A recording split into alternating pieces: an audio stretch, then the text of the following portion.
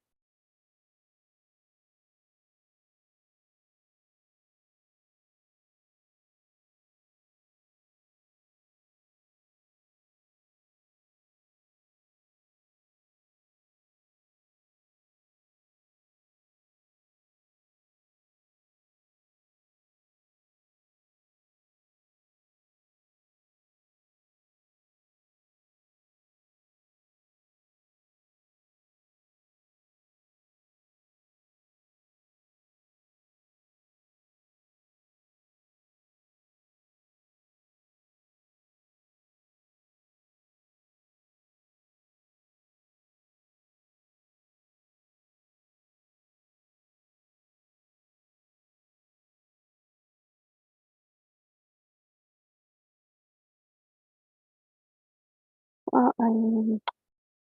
I find wait a moment. I find the listening.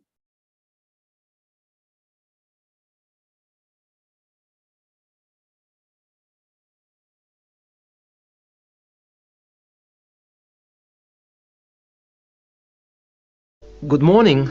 Good morning. How can I help you? I understand that the school organizes trips to different... Yes, we run 5 every month.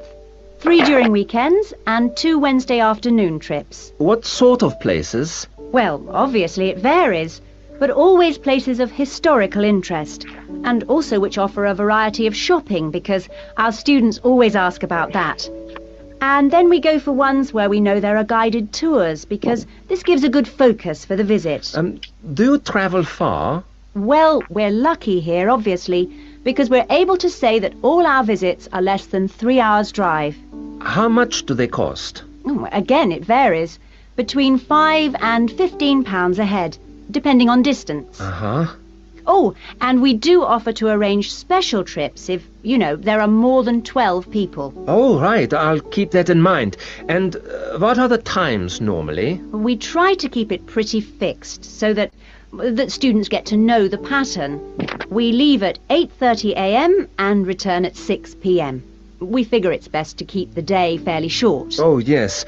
And how do we reserve a place? You sign your name on the notice board. Do you know where it is? Uh-huh. I saw it this morning.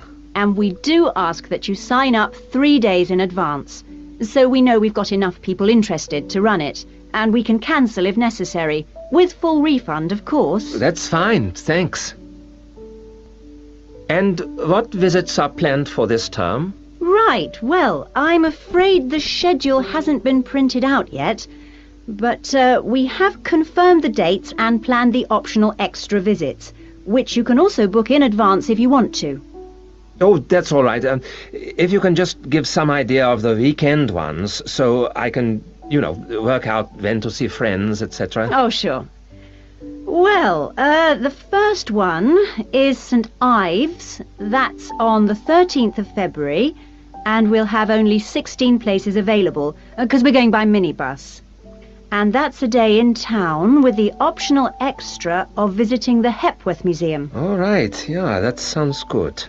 Then there's a London trip on the 16th of February, and we'll be taking a medium-sized coach, so there'll be 45 places on that. And let's see, the optional extra is the Tower of London. Oh, I've already been there.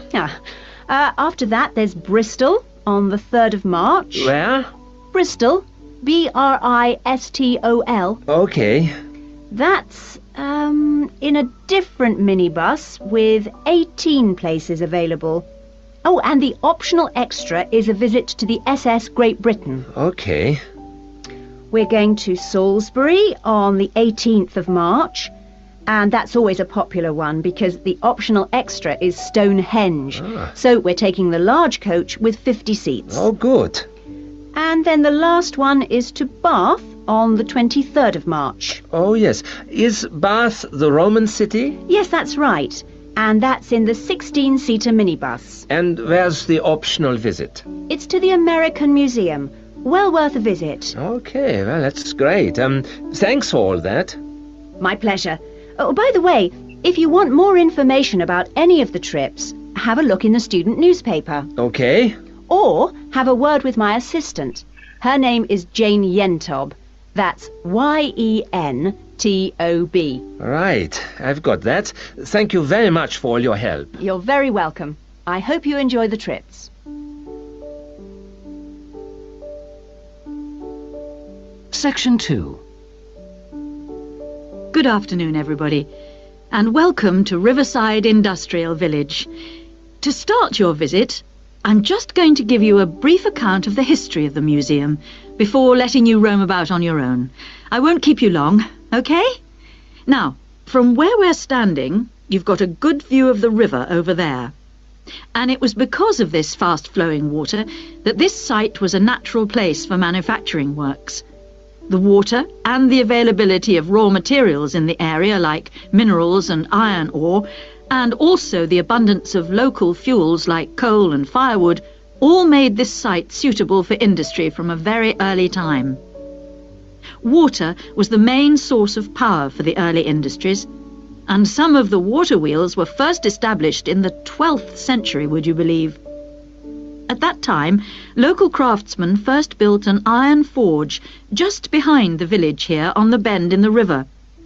By the 17th and 18th centuries, the region's rivers supported more than 160 water mills, and many of these continued to operate well into the 19th century. But then the steam engine was invented, and then the railways came, and the centres of industry were able to move away from the rivers and the countryside and into the towns. So industrial villages like this one became very rare. So, that's the history for you. If you'd like any more information, you can ask me some questions, or you can read further in our excellent guidebook. Now, I'm going to give you a plan of the site, and I'd just like to point out where everything is, and then you can take a look at everything for yourself. I've already pointed out the river, which is on the left, and of course, running along the bottom is Woodside Road. Got it? Okay, now, we're standing at the entrance. See it at the bottom? And immediately to our right is the ticket office. You won't need that, because you've got your group booking, but just past it are the toilets. Always good to know where they are. In front of us is the car park, as you can see, and to the left, by the entry gate, is the gift shop. That's where you can get copies of the guide, like this one here. Now, beyond the car park, all the buildings are arranged in a half circle with a yard in the middle. The big stone building at the top is the main workshop. That's where the furnace is, and where all the metal was smelted and the tools were cast, as you'll be able to see. Now, in the top right-hand corner, that building with bigger windows is the showroom, where samples of all the tools that were made through the ages are on display. In the top left corner is the grinding shop, where the tools were sharpened and finished. And on one side of that, you can see the engine room, and on the other is the cafe, which isn't an antique, you'll be pleased to know, though they do serve very nice old-fashioned teas. The row of buildings you can see on the left are the cottages. These were built for the workers towards the end of the 18th century, and they're still furnished from that period, so you can get a good idea of ordinary people's living conditions. Across the yard from them, you can see the stables, where the horses were kept for transporting the products. And the separate building in front of them is the works office, and that still has some of the old accounts on display. Right. If anyone wants a guided tour, then I'm starting at the engine room. If you'd like to come along this way, please, ladies and gentlemen. Section 3. Excuse me, Dr. Johnson. May I speak to you for a minute? Sure, come in. I'm Melanie Griffin. I'm taking your course in population studies. Right. Well, Melanie, how can I help you? I'm having a bit of trouble with a second assignment, and it's due in 12 days. What sort of trouble are you having? Is the assignment question a problem? Well, that's part of the problem. I've been having trouble getting hold of the books. I've been to the library several times and all the books are out. Sounds like you should have started borrowing books a bit earlier. Well, I had a really big assignment due in for another course, and I've been spending all my time on that, and I thought... You might get an extension of time to finish your assignment for me? If that's possible, but I don't know... Well, yes, it is possible, but extensions are normally given only for medical or compassionate reasons.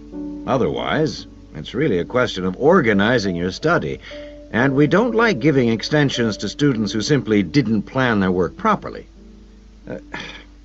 What did you get for your first assignment? I got 87%. Yes, you did very well, indeed. So, obviously, you can produce good work. I don't think I'll need too much extra time, as long as I can get hold of some of the important references. Well, since you did so well in your first assignment, I'm prepared to give you an extra 2 weeks for this one. So that'll mean you'll need to submit it about a month from now. Oh, thank you. Now, what about the reading materials? Have you checked out the journal articles in the list? No, not yet. There were about 20 of them, and I wasn't sure which ones would be most useful or important. Well, they're all useful, but I don't expect anyone to read them all because a number of them deal with the same issues. Let me give you some suggestions. The article by Anderson and Hawker is really worth reading. Right, I'll read that one. You should also read the article by Jackson, but just look at the part on the research methodology, how they did it. Okay, Jackson. Got that. And if you have time, the one by Roberts says very relevant things, although it's not essential. So, okay, if it's useful, I'll try and read that one. Now, the one by Morris. I wouldn't bother with that at this stage if I were you. Okay, I won't bother with Morris. Oh, now, someone told me the article by Cooper is important. Well, yes, in a way. But just look at the last part, where he discusses the research results. And lastly, there's Forster.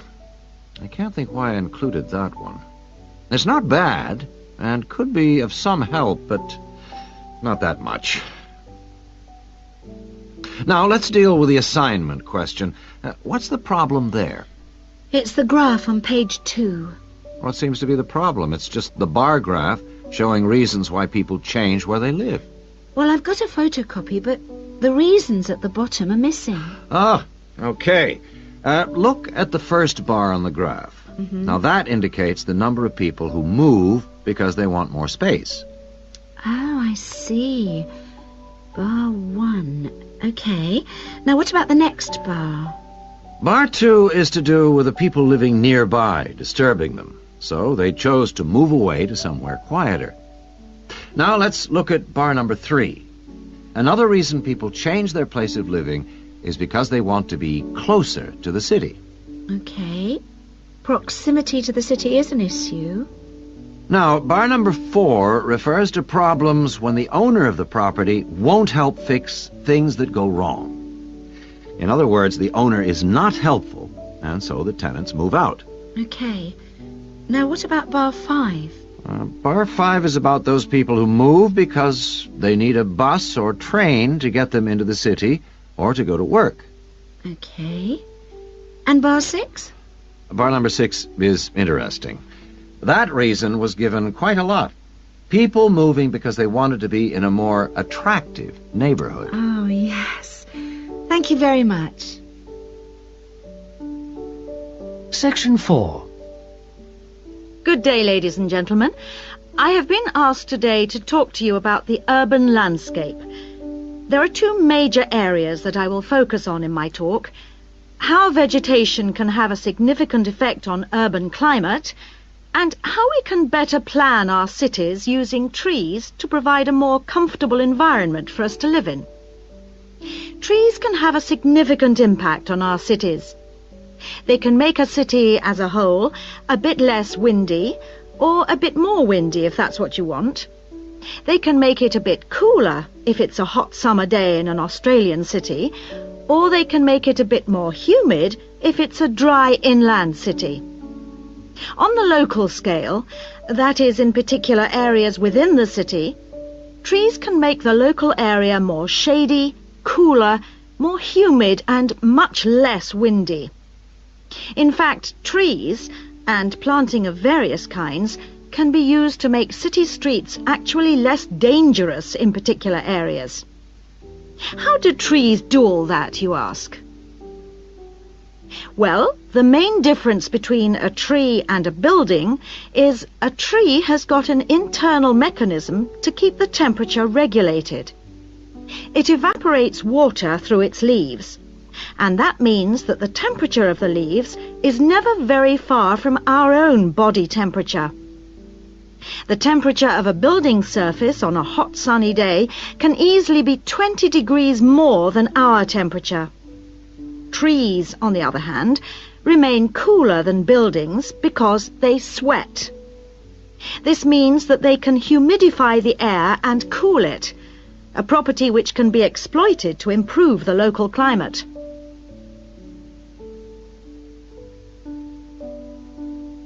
Trees can also help break the force of winds. The reason that high buildings make it windier at ground level is that as the wind goes higher and higher, it goes faster and faster.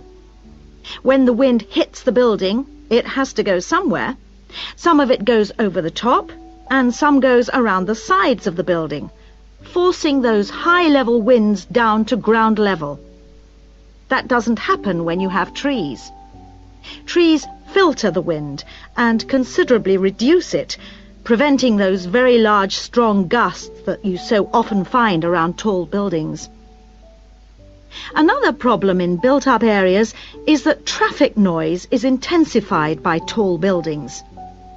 By planting a belt of trees at the side of the road, you can make things a little quieter, but much of the vehicle noise still goes through the trees. Trees can also help reduce the amount of noise in the surroundings, although the effect is not as large as people like to think. Low-frequency noise in particular just goes through the trees as though they aren't there. Although trees can significantly improve the local climate, they do, however, take up a lot of space. There are root systems to consider, and branches blocking windows and so on. It may therefore be difficult to fit trees into the local landscape.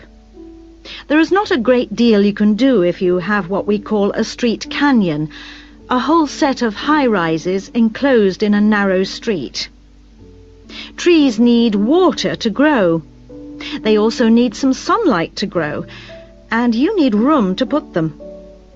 If you have the chance of knocking buildings down and replacing them, then suddenly you can start looking at different ways to design the streets and to introduce...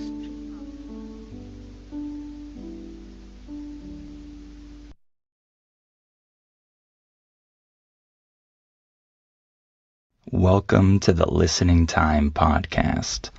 I'm Connor from Polyglossa.com, and you're listening to episode 14 of the Listening Time Podcast. If this is your first time with us, welcome.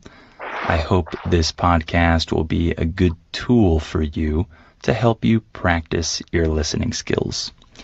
In each episode of Listening Time, I talk about one or two topics that are interesting for me, and I speak in a natural way. I don't read any script.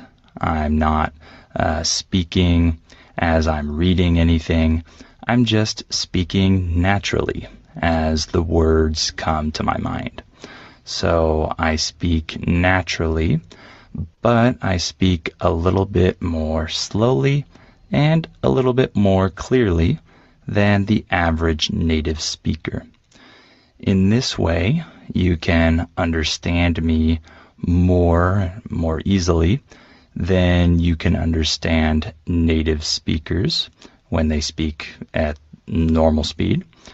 And you can use this podcast to help train your ears so that you can eventually understand normal native speech that people speak at normal speed. So hopefully this podcast will be a good tool for you to reach that level. So today I'm going to talk about a topic that I really like because it's related to language learning. Today we're going to talk about how to learn vocabulary. What are the best ways to learn and remember vocabulary when you're learning another language?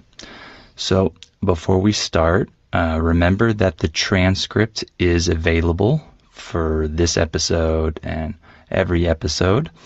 If you need help understanding what I'm saying and you want to read along, you can access the transcript in the details section of this podcast.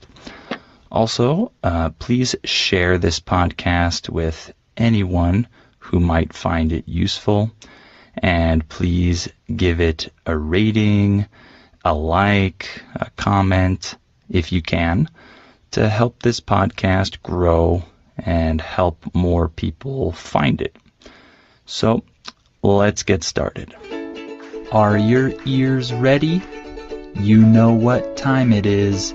It's listening time. All right, so let's talk about vocabulary. This is a very important topic, and I'm sure it's an important topic for all of you because you're all learning a foreign language. You're here because you're learning English, I imagine. So there are many ideas and theories about how we learn and memorize and remember vocabulary. And people will definitely tell you a lot of different things when it comes to this subject. And to be honest, some things might work better for one learner and other things might work better for a different learner. So I'm not saying that all of what I'm going to say is true for everyone, but I think that, in my opinion, these things will help you and will give you some tips to improve your acquisition of vocabulary. When I use the word acquisition, I'm saying that you acquire something. When you acquire it, you obtain it. It becomes yours. So if you acquire a language, this is saying that you learn a language to a good level so that it becomes yours, so to say. So we like to talk about language acquisition. This is a popular phrase in the language learning world. So first, let's talk about some of the bad ways to learn vocabulary, and then we'll talk about some good techniques, and then I'll tell you about my preferred way to learn vocabulary. So first, let's talk about the bad ways to learn vocabulary.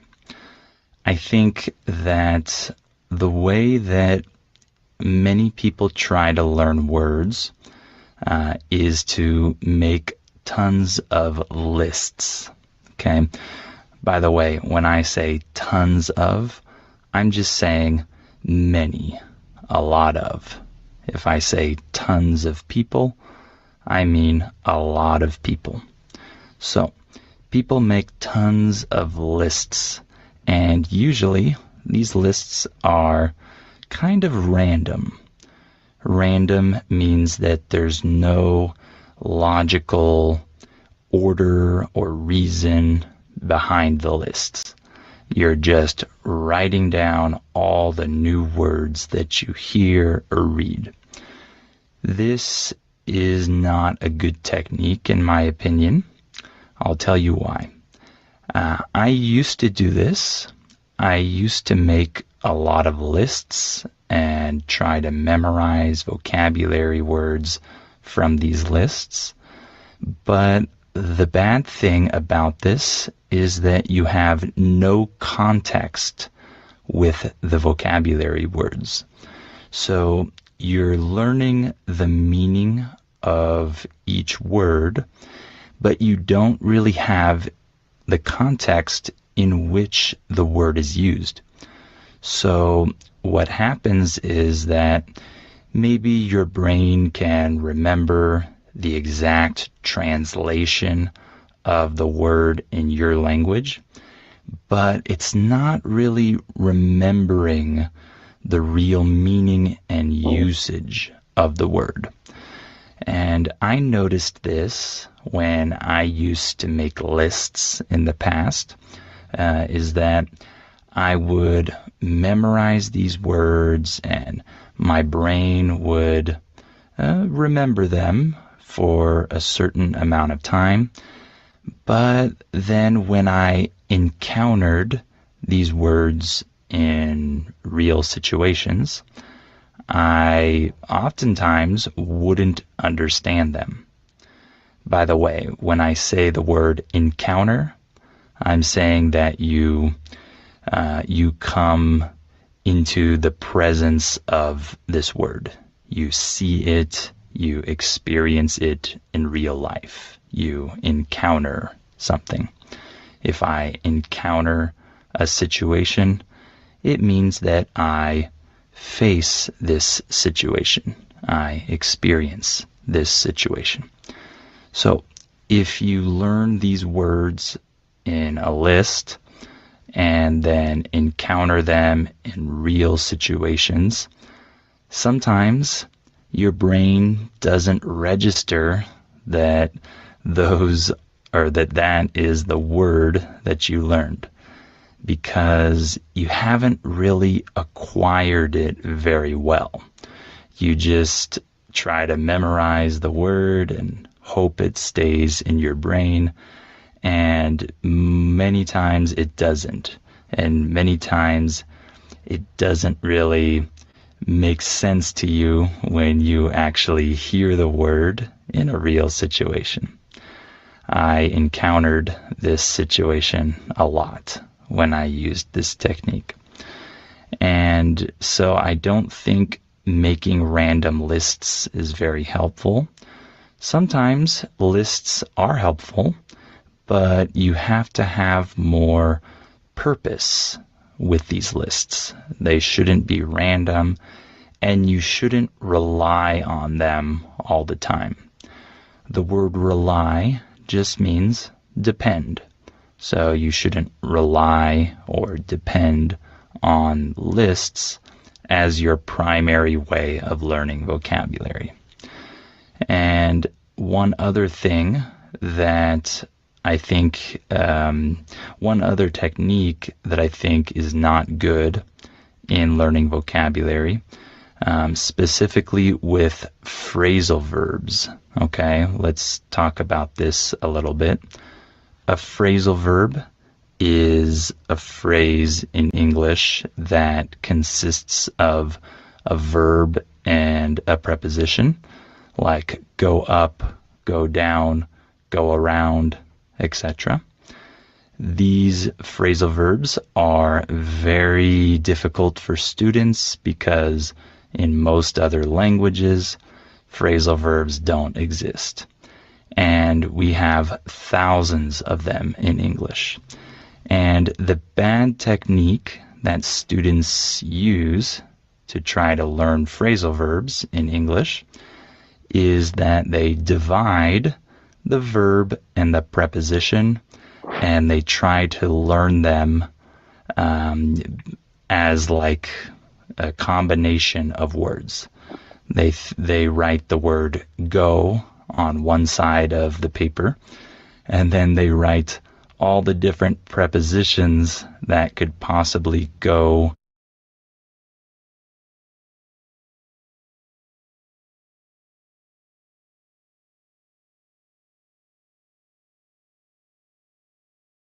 I think I have to check. Yes, today I'm listening, and now I would like to say something about what happened yesterday with our team. Yesterday is a Christmas day, and our team came to the house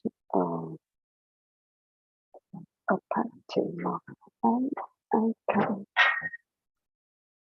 how can I go put you guys about it, but we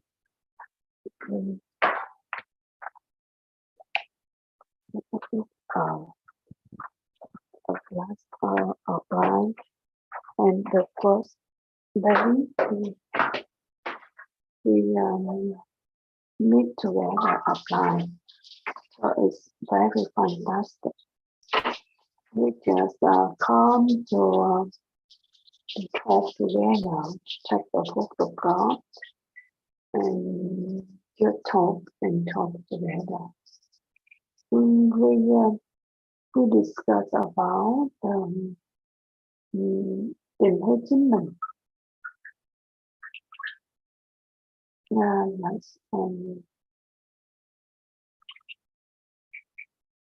how we avoid thinking about myself, and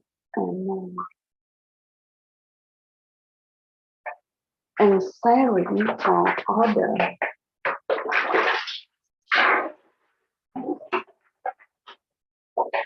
Sharing to the other to learn and to